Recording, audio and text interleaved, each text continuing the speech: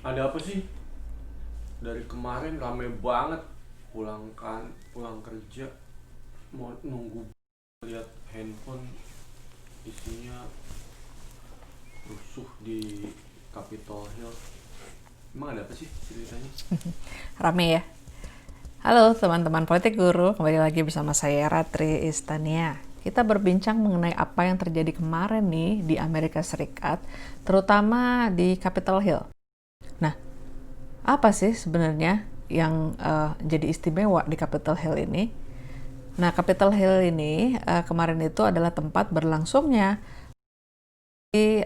hasil pemilihan Presiden Amerika Serikat yang dimenangkan oleh Joe Biden.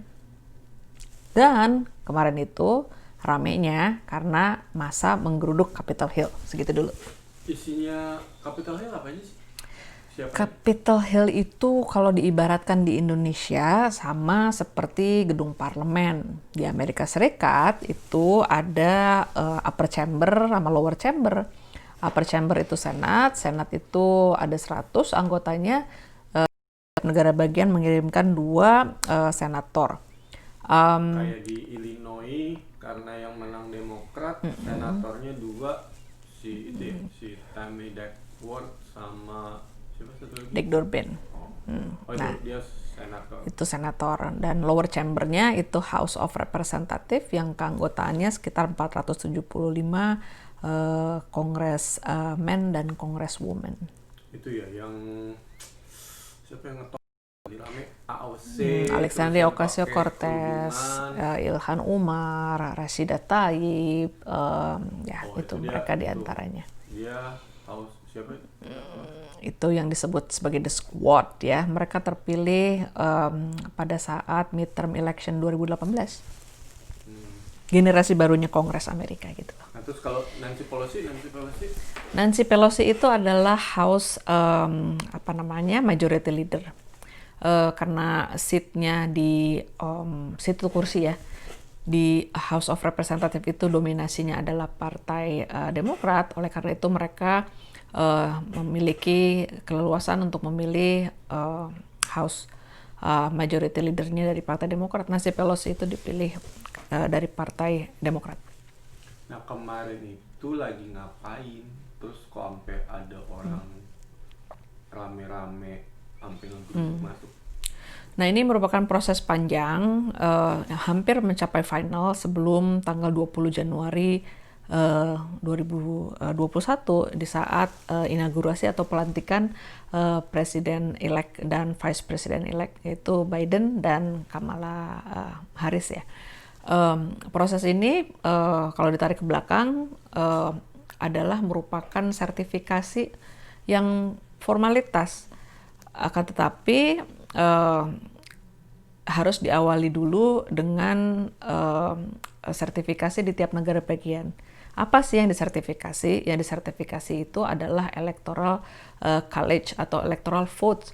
Tiap negara bagian yang mengantarkan Biden 306 berbanding 232 untuk Trump. Electoral college totalnya di Amerika Serikat ini 538. Biden ini menang ya. Nah, 14 Desember itu tiap negara bagian mensertifikasi electoral kirimkan ke Capitol Hill.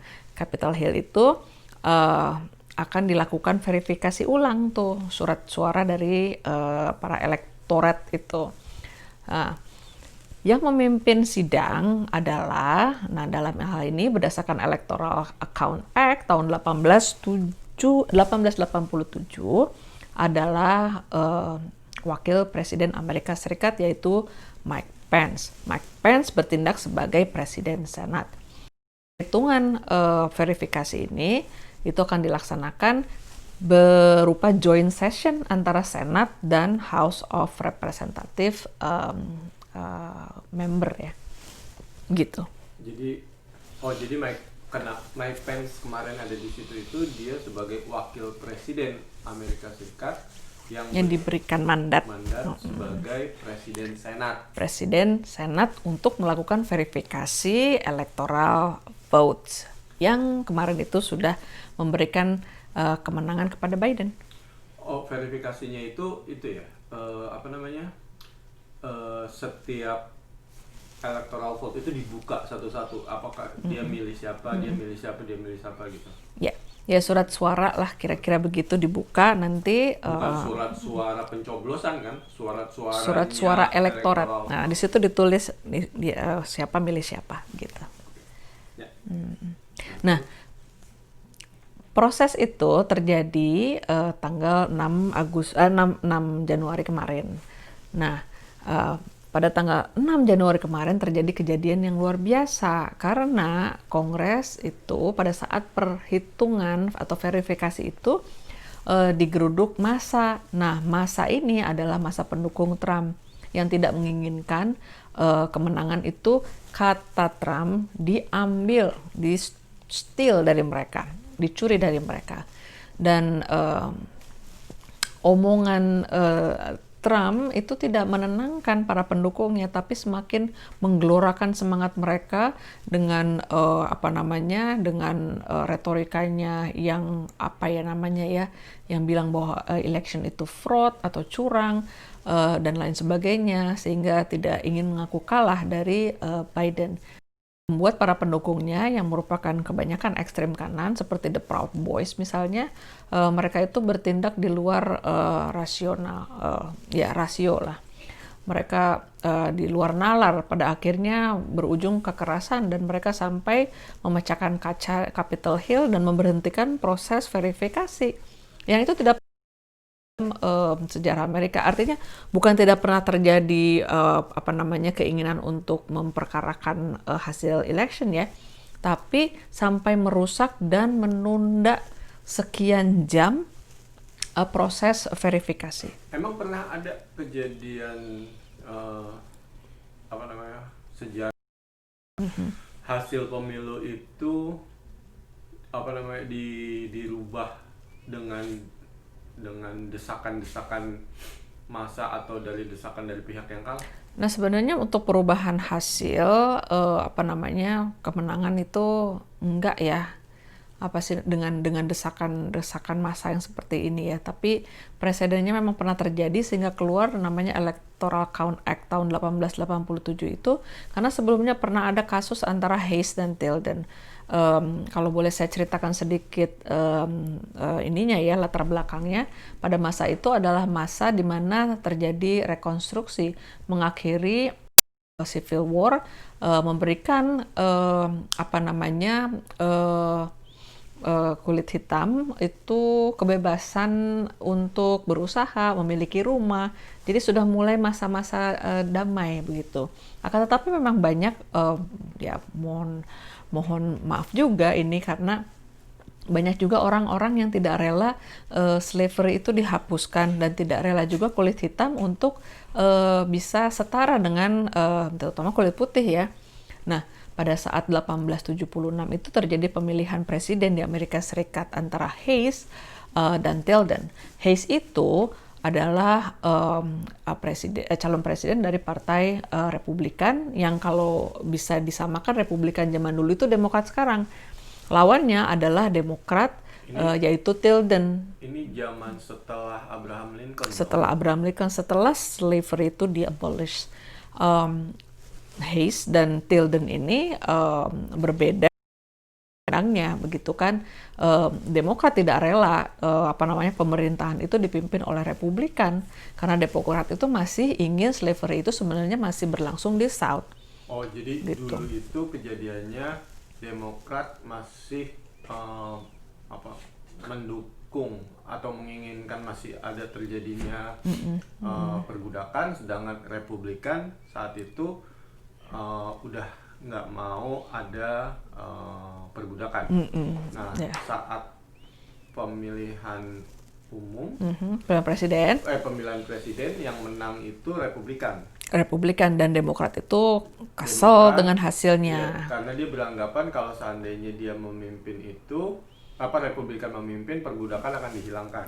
Perbudakan itu akan sulit diteruskan karena di South itu tentara-tentara federal itu dideploy untuk menjaga supaya tidak terjadi apa namanya, perbudakan lebih lanjut. Nah ini mereka nggak mau gitu loh. Dan tuntutannya Partai Demokrat saat itu Dengan ancaman. tuntutannya apa, dengan ancamannya apa? Mereka menuntut supaya pemilihan ini sama seperti sekarang, bahwa pemilihan ini curang, begitu.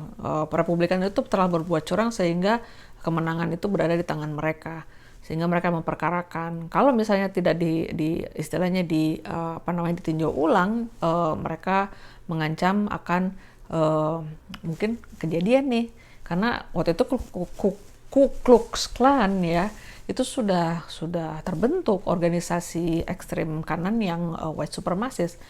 Mereka mengancam untuk berbuat keonaran dan mungkin menyerupai civil war, dan tentu saja tidak ingin terjadi lagi kan, sehingga dilakukan kompromi pada tahun 1877, dan itu pada akhirnya mengiringi keluarnya di Electoral Count Act tahun 1887. Oh, jadi saat itu dia nuntut untuk dia saat itu tidak mengakui kalau Republikan yang menang. Terus dia mengancam kalau seandainya tidak ditinjau ulang, dia akan ya bikin rame atau malah bisa sampai civil war. Mungkin itu ancaman ya. Itu pretextnya, ceritanya gitu. Tapi hasil komprominya saat dulu itu hasilnya pada akhirnya tetap Hayes itu menjadi presiden yang dari Partai Republikan. Demokrat bargainingnya adalah kalau Hayes menjadi presiden, tentara federal itu harus angkat kaki dari South. Oh, itu kejadian akhirnya. Iya. Yeah. Tentaranya pada pergi dari South. Karena saat itu tentara yang menjaga agar tidak terjadi sistem perbudakan lagi di daerah South. Nah, kalau gitu kemarin itu ceritanya tuh skenarionya mau mirip-mirip dibikin begitu kayaknya. Ya mungkin tidak bisa terlepas dari apa yang sudah pernah terjadi di masa lalu ya, presiden ya. Dan itu tidak terjadi cuma sekali, itu terjadi berikutnya ada tahun 95 kalau nggak salah terjadi lagi. Ada satu kali lagi, jadi ada 3 kali peristiwa yang mempertanyakan keabsahan hasil Pilpres, namun tidak pernah terjadi. Ini menurut para historian, pendudukan Capitol Hill oleh mob gitu, oleh sekelompok orang-orang yang berbuat onar, apalagi sampai ada yang mati ya. Ini tuh presiden buruk bagi demokrasi dan konstitusi Amerika, makanya tidak heran yang diturunkan udah bukan cuma polisi tapi tentara. Iya, tadi malam tuh di TV ada gambarnya National Guard-nya. Nah terus hasilnya itu apa sih tadi malam? Kayaknya sampai tengah malam masih nggak selesai juga. Sekarang tuh hasilnya apa? Ini yang ini ya kalau saya sendiri saya syukuri karena proses ternyata terus berlangsung, walaupun mereka sempat dievakuasi mereka itu anggota itu ya, mereka sempat dievakuasi ke tempat yang aman, tapi kemudian mereka komit untuk melanjutkan proses, dan pada akhirnya kalau nggak salah sekitar menjelang jam 3 pagi kali ya, kita sendiri udah pada tidur rata-rata orang Amerika. Tapi saking sakralnya proses ini, anggota Kongres terutama juga dari Partai Republikan, Pence sendiri, Lindsey Graham, kemudian Mitt Romney, mereka adalah jagoan-jagoannya dari Partai Republikan, itu menghujat apa yang terjadi di luar sana, kerusuhan yang terjadi di luar sana, dan apa yang terjadi pada mereka. Terus mereka itu dari Republikan aja dia nggak seneng karena ya, dan itu mungkin yang merubah beberapa orang senator, yang tadinya ada 12 orang senator dari Republikan yang akan memperkarakan keabsahan dari suara elektor yang berasal dari negara bagian yang menjadi toss up atau menjadi mungkin swing states, di mana selisih suara antara Biden dan Trump itu sedikit, dan itu yang diperkarakan oleh Trump kemarin kan, dengan dia berusaha untuk menerjunkan lawyer-lawyernya untuk memutarbalikan hasil pemilihan supaya berpihak kepada dia. Dan pada akhirnya ketika pagi itu Biden disertifikasi. Biden dan Harris ya, Kamala Harris akan ya. Nah di voting itu tetap ada objection, tetap ada ketidaksukaan pada suara elektorat yang menurut anggota Republikan ini tidak sah. Akan tetapi jumlahnya sekarang sudah bukan 12 lagi senatornya, jumlahnya jauh berkurang. Dan pada akhirnya pemungutan suara dilakukan. Pemungutan suara itu untuk menentukan apakah proses keberatan ini bisa dilanjutkan apa enggak. Pada akhirnya tidak berhasil dan pada akhirnya disertifikasi lah. Jadi udah nih. Udah selesai satu proses nih ya. Proses yang paling krusial sebelum pelantikan. Jadi udah resmi ya dari orang-orang yang ada di Capitol Hill itu sudah mensertifikasi Biden sama Kamala Harris yang jadi presiden, tinggal pelantikan inaugurasi tanggal 20. Nah, inaugurasi kan tanggal 20 nih.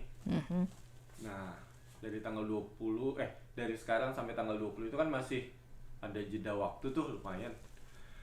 Kira-kira nih menurut analisis dari politik guru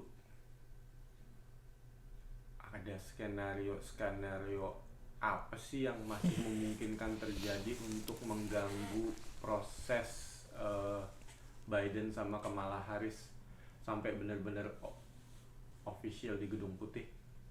Ya, ini sebenarnya tidak menyenangkan ya untuk membicarakan prediksi atau skenario, karena kita tidak menginginkan juga melihat Amerika chaos lagi gitu loh. Setelah kemarin lihat ada chaos, janganlah.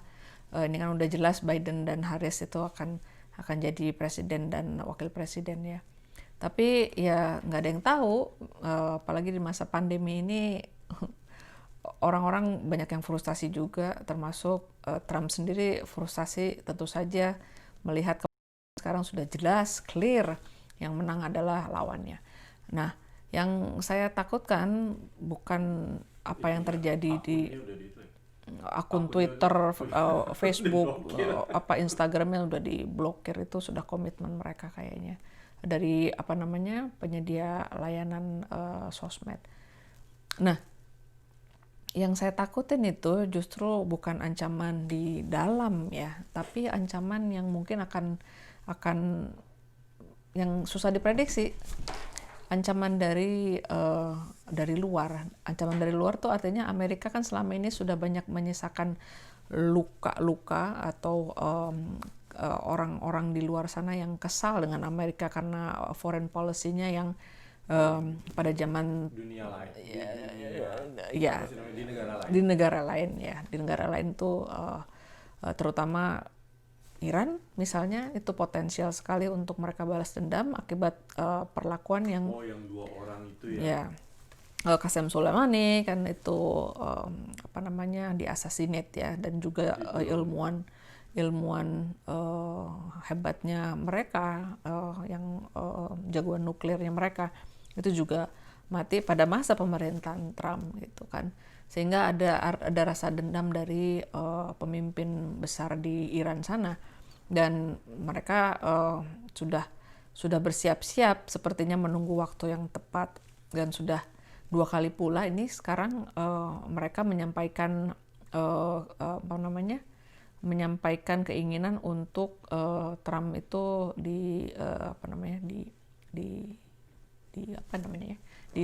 diproses karena dianggap sebagai kriminal ke Interpol. Ini udah kedua kalinya. Iran udah lapor Interpol terus ditangkap. Iya. Artinya ini ya kalau misalnya selepas nanti inaugurasi Biden Harris, Trump agak susah juga ya. Tapi saya nggak mau memprediksi ke arah situ. Tapi yang jelas seperti cyber security attack itu jauh sebelum inaugurasi itu sudah terjadi kan. Dan itu mengancam national security-nya Amerika Serikat. Tidak hanya Iran, banyak juga negara lain yang menunggu untuk Amerika titik lemahnya itu kapan. Dan jangan sampai terjadi juga seperti yang 9/11 ya 2011 yang lalu, itu juga dalam masa transisi pemerintahan.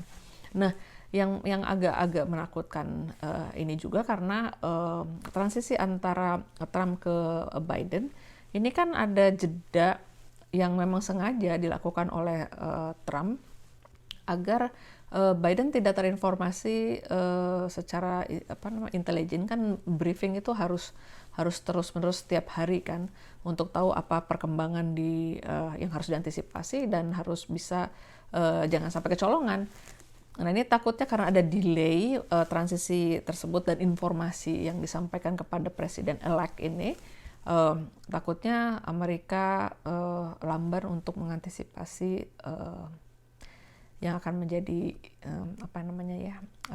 challenge ya untuk sebelum inaugurasi. Ditambah Trump yang kemungkinan juga karena perilakunya tidak bisa diprediksi, itu bisa saja berbuat kekacauan. Makanya ada 25th Amendment sedang dibicarakan supaya Trump udah deh mendingan dicopot aja sebelum masa inaugurasi. Itu lagi dibicarakan. Nancy Pelosi sudah menyampaikan ada kemungkinan juga itu bisa terjadi. Kebijakannya Biden kampanye kemarin terhadap luar negeri terutama Iran itu kayak apa sih? Apa dia mau model kayak negosiasi kayak kayak yang sekarang ini yang main tembak-tembak aja? Agaknya sih Biden itu akan meneruskan kebijakan yang sudah diambil oleh Obama, artinya back to negotiation table, lebih ke arah sana pendekatannya ya. Tapi yang menakutkan ya sekarang ini terus terang aja, karena kemarin kan Amerika meninggalkan negotiation table kan pada masa Trump, itu memberikan peluang pada Iran untuk memperkaya uraniumnya. Sekarang kekuatan mereka untuk memproduksi uranium sudah lebih dari 20%. Dan ini sangat menakutkan kalau misalnya kita bandingkan dengan kekuatan negara yang bisa memproduksi selevel itu, Amerika dan Israel. Dan Iran berhadapan langsung ini dengan Israel. Tapi Iran masih, maksudnya waktu zaman Obama dulu dia ini kan melunakkan ya kebijakan jadi Biden mungkin juga ya diasumsikan nanti Iran agak lebih mungkin tanda kutip memaafkan lah atau gimana lah, tapi ya mudah-mudahan sih nggak kejadian ya. Ya mudah-mudahan. Nggak ada apa-apa, rame ya, yang damai-damai aja lah. Iyalah, nggak ada yang menginginkan, nggak ada orang yang menginginkan terjadi chaos lebih lanjut. Ya, negara besar loh, dampaknya juga besar buat negara lain. Ya semoga semuanya lancar, damai-damai aja dan COVID cepat hilang. Ya, baik, nantikan lagi episode kami berikutnya.